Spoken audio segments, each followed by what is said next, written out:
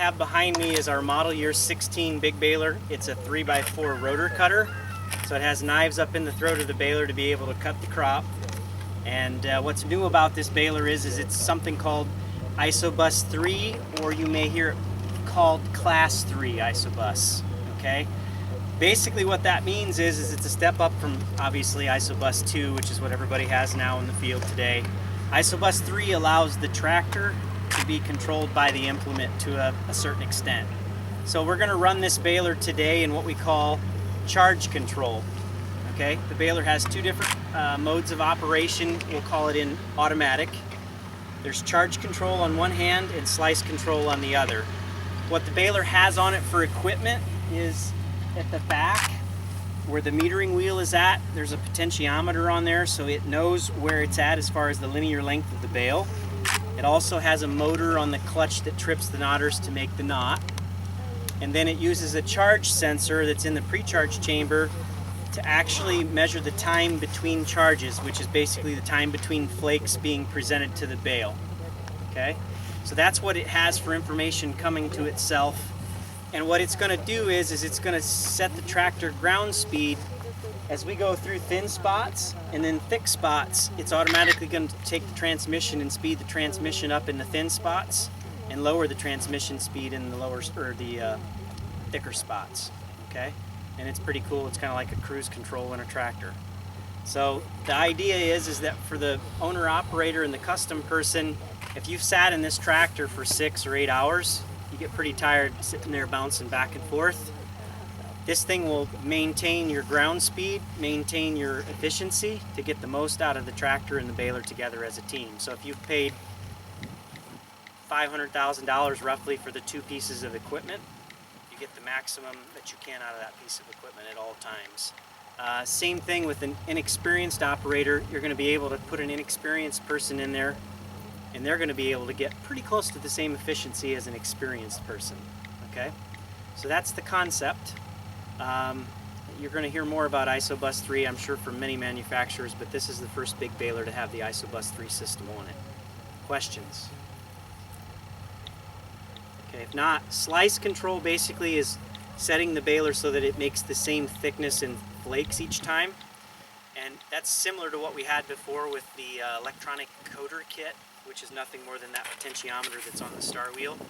So you can shoot for exact flake thicknesses so that each bale is the exact 96 inches, especially if you're putting export hay in, say, a container box to go to Japan, go to Korea, that kind of thing. Or you can run in charge control where you just basically set your upper ground speed limit. Like this is now, I believe, set to 9 miles an hour, I think is where we set it. And then it's just going to basically vary the ground speed based on the tonnage of the crop. Okay. Some other things that are on the baler, if we go around this side of the baler, you see a small white reservoir at the top, and it's got some red food dye in the bottom of that reservoir. Well, what that's doing is there's 3 nozzles on the back of the bale case on the right and the left side of the bale. In the computer of the tractor, we have preset whether we want 1 line horizontally, 2 lines, or 3 lines on the side wall of the bale on both sides.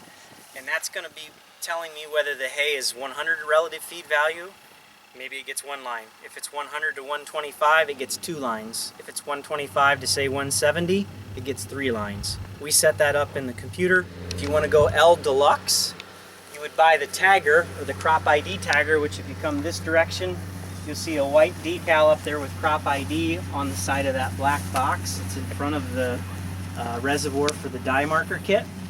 That basically has 2 fingers that stick out. It just simply goes down, hooks underneath the outside twine on the right of the bale, lifts that twine up about 3 inches off the bale, and folds a tag around the twine, which you guys have seen that before. That technology's been out a while.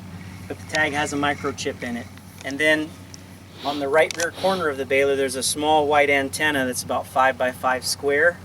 That antenna flashes information to that chip inside the tag. So that chip will have the bale weight, average moisture, peak moisture, pounds of acid that have been, or crop saver that have been put on the bale. It'll tell you, if you have a GPS device, the drop point of the bale so that you can do yield mapping also. So it has a lot of information in that tag.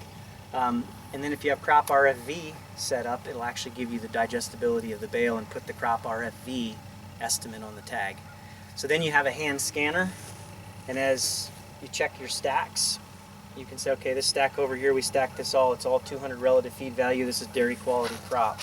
Well, this stuff over here is maybe 120, so this is heifer feed or grinding feed for feed yards. Instead of sampling maybe 3 out of 24 bales on a semi, now you've sampled basically, theoretically, every one of them.